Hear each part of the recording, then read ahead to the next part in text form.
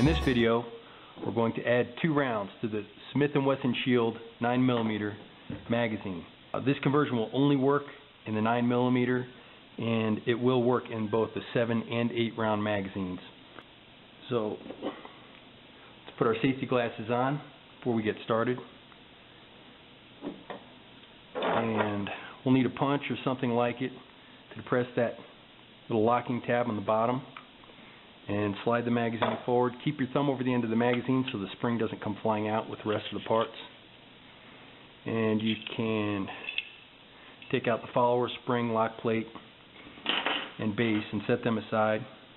We will only be reusing the magazine housing for this. So when we put everything back together, one thing we want to be careful of is that the end of the spring is under the back of the follower like this.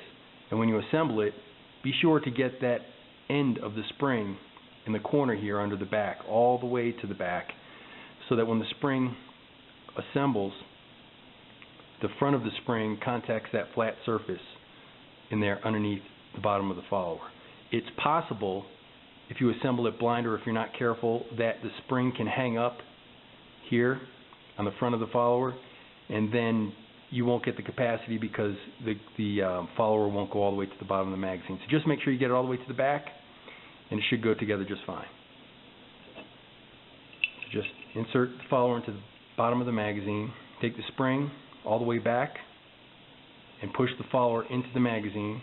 Kind of maintain pressure on the spring the whole time, and you'll be able to see the first fold in the spring under the front of the follower. Then you know everything's together properly.